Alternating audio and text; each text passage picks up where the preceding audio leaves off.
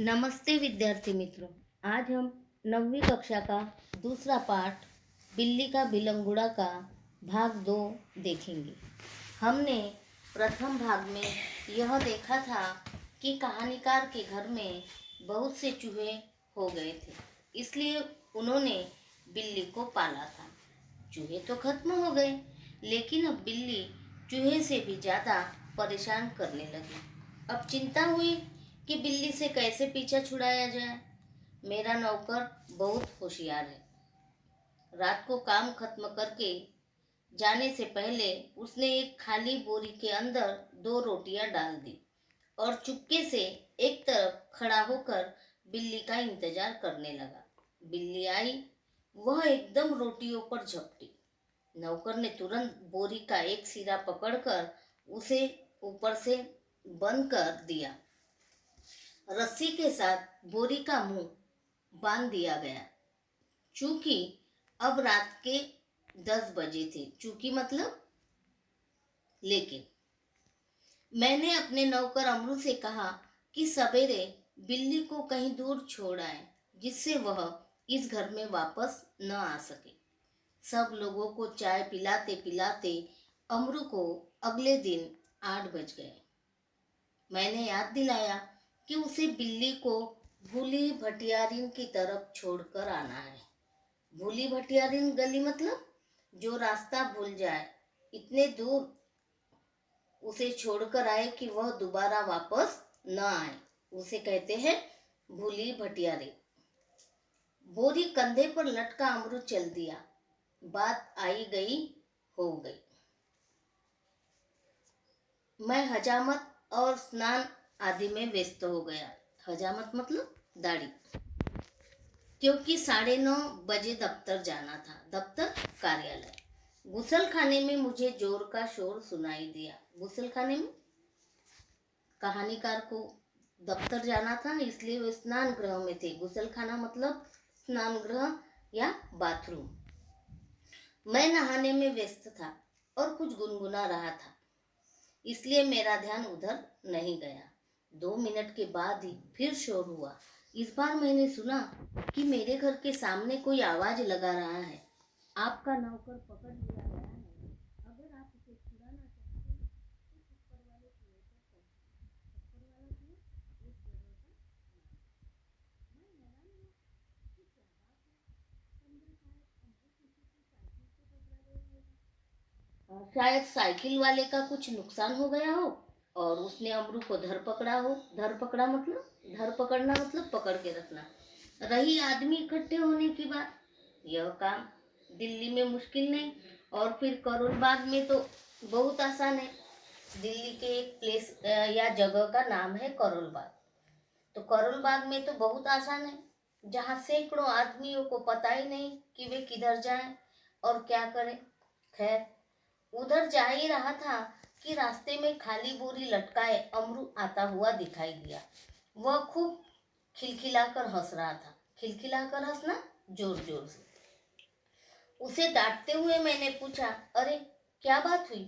तूने आज सुबह ही सुबह क्या गड़बड़ की जो इतना शोर मचा और मोहल्ले के लोग तुझे मारने को दौड़े?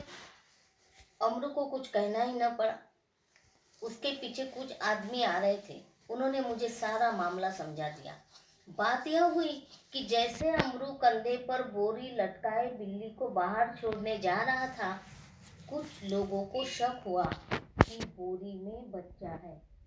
2 आदमी चुपके चुपके उसके पीछे हो लिए। उन्होंने देखा कि बोरी अंदर से हिल रही है। बस उन्हें विश्वास हो गया कि इस बदमाश ने किसी बच्चे को पकड़ा है। अमरू स्वभाव से अल्पभाषी है। अल्पभाषी मतलब कम बोलने वाला। कुछ मस्करा भी है। मस्करा मतलब मजाकिया। वह चुप रहा। देखते देखते 50 आदमी इकट्ठे हो गए। उनमें से एक चिल्लाकर कहने लगा, घेर लो इस आदमी को, यह बदमाश उसी गिरोह में से है। गिरोह में से, टोली में से है जिसका काम बच्चे पकड़ना है। वो जगह से पुलिस थाना भी बहुत दूर नहीं था। एक आदमी लपक कर थाने गया और वहां से थानेदार और एक सिपाही को बुला लाया। थानेदार को देखते ही एक उत्साही दर्शक अपने कुर्ते की बाहें ऊपर चढ़ाते हुए बोला, दरोगा जी, ऐसा नहीं हो सकता कि आप इस बदमाश को चुपचाप यहाँ से ले जाएं और कानूनी कार्रवाई की आड़ में इसे हवालात के मजे लेने दें। पहले इसकी जी भर के मरम्मत होगी। मरम्मत? पिटाई? गजब नहीं है कि भरे मोहल्ले से बच्चे उठा लिए जाए। 2 दिन हुए पास वाली गली से एक बच्चा गुम हो गया। देवनगर से तो कई उठाए जा चुके हैं। आप बाद में इसके साथ चाहे जो करें, पहले हम लोग इसकी पिटाई करेंगे। भीड़ में से दसियों ने इस सुंदर प्रस्ताव का समर्थन किया और लोग अमरू को पीटने के लिए मानो तैयार होने लगे। उन दिनों दिल्ली में बड़ी सनसनी फैली हुई थी। नगर के सभी भागों से बच्चों के उठाए जाने की खबरें आ रही थी। 1-2 बार पत्रों में यह छपा कि जमुना के पुल पर कुछ आदमी पकड़े गए जिन्होंने बोरियों में बच्चे बंद किए हुए थे। स्कूलों से बच्चे बहुत सावधानी से लाए जाते थे। पार्कों में और बाहर गलियों में बच्चों का खेलना कूदना बंद हो चुका था। दिल्ली नगर पालिका और संसद में इसी विषय पर अनेक सवाल जवाब हो चुके थे, इसलिए इस मामले में राजधानी के सभी नागरिकों की दिलचस्पी थी, मतलब रुचि थी। आश्चर्य इस बात का नहीं कि लोगों ने अमरू पर संदेह क्यों किया, बल्कि इस बात का था कि उन्होंने अभी तक उसकी मार पिटाई शुरू क्यों नहीं करती। वातावरण में सनसनी और तनाव की कमी न थी। अगर थानेदार और पुलिस का सिपाही वहां न होते तो अब तक अमरू पर भीड़ टूट पड़ी होती।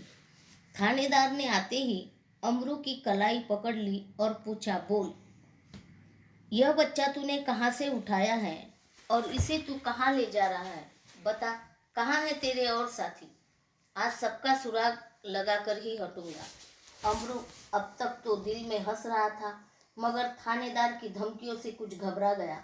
दबी आवाज में वह थानेदार से बोला, सरकार, मैंने किसी का बच्चा नहीं उठाया, न मैं बदमाश हूँ। मैं तो एक भले घर का नौकर हूँ, रोटी चौका करता हूँ और अपना पेट पालता हूँ। जो आदमी थानेदार को बुलाकर लाया था क्रोध में आकर बोला, क्यों बकता है बे? दरोगा जी, ऐसे नहीं मानेगा, 2-4 बेत रसीद कीजिए। दरोगा ने बगल से निकाल कर बेत अपने हाथ में ली। बेत मतलब छड़ी।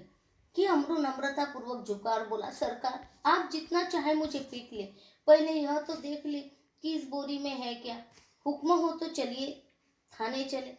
यद्यपि थानेदार इस बात पर राजी हो गए थे, पर भीड़ कब मानने वाली थी। लोग चिल्ला उठे, हरगिज नहीं, ऐसा कभी नहीं होगा। हम सब इस आदमी की बदमाशी के गवाह हैं, मामला कभी दबने नहीं देंगे।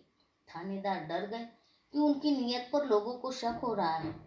उन्होंने अमरू से कहा, अच्छा, बोरी को नीचे रखो, इसका मुंह खोलो। अमरू शांतिपूर्वक नीचे बैठ गया और धीरे से उसने बोरी का मुंह खोल दिया। जैसे ही बोरी का मुंह खुला, बिल्ली का बिलंगुड़ा छलांगे मारता हुआ एक तरफ भाग गया और लोग देखते ही रह गए। थानेदार की भी समझ में न आया कि अब क्या करे। वह थाने की तरफ मुड़ा और एक तांगे वाले की पीठ पर बेत मारते हुए बोला, जानते नहीं कि रास्ते में तांगा खड़ा नहीं करना चाहिए। इस प्रकार अपनी झेप मिटाने का यत्न करते हुए दरोगा जी चले गए और अमरू हंसता हुआ घर वापस आ गया।